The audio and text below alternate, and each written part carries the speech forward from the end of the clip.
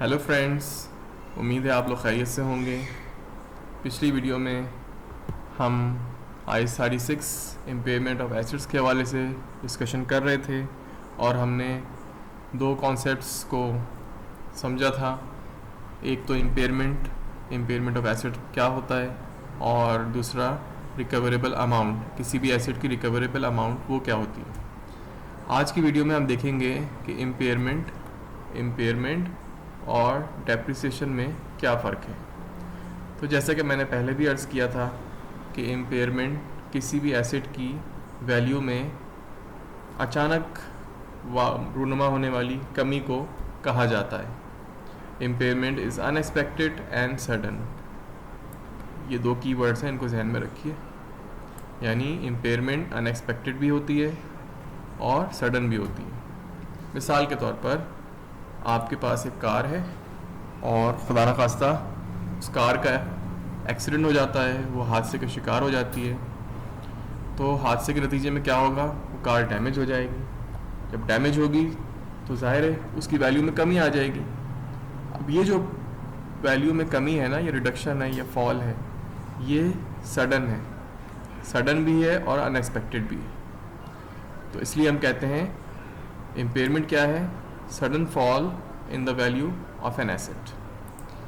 जहाँ तक डेप्रिसिएशन का ताल्लुक है, ये उसके बिल्कुल बरक्स है। यानी डेप्रिसिएशन एक्सपेक्टेड है और सिस्टमेटिक है। डेप्रिसिएशन को सिंपल अल्फाज में कहेंगे a systematic allocation of the cost of an asset over it's estimated useful life. यानी कॉस्ट, किसी भी एसेट की कॉस्ट को हम एलोकेट कर दें उसकी यूजफुल लाइफ में। इसको हम समझने के लिए चलते हैं एक छोटे से डेप्रिसिएशन स्केड्यूल की तरफ। देखिए, ये हमारा एसेट है, फ़र्ज़ करें, और इसकी कॉस्ट हम सपोज़ करते हैं कि $100,000 है। इसकी एस्टिमेटेड यूज़फुल लाइफ जो है वो 5 ईयर्स है। तो अगर स्ट्रेट लाइन मेथड यूज़ करें तो ईयरली डेप्रिसिएशन बनती है $20,000। अब देखिए, ये ईयर 1 है, ये 2 एंड सो ऑन। तो पहले साल एसिड की कॉस्ट 100,000 है और उसमें से हम डेप्रिसिएशन को लेस करेंगे तो हमारी क्लोजिंग वैल्यू 80,000 निकल आएगी। यही क्लोजिंग वैल्यू अगले साल ओपनिंग हो जाएगी और फिर उसमें से हम डेप्रिसिएशन लेस करेंगे तो हमारी क्लोजिंग वैल्यू आ जाएगी। अब आप ये देखिए कि ये जो क्लोजिंग वैल्यू है ना एसिड की, इसके अंदर भी कमी आ रही है। इसके अंदर कमी आ रही है, यानी इसकी वैल्यू रिड्यूस हो रही है। अब ये जो कमी है ना, इसको हम क्या कहेंगे? क्या ये अनएक्सपेक्टेड है या सडन है? बिल्कुल भी नहीं।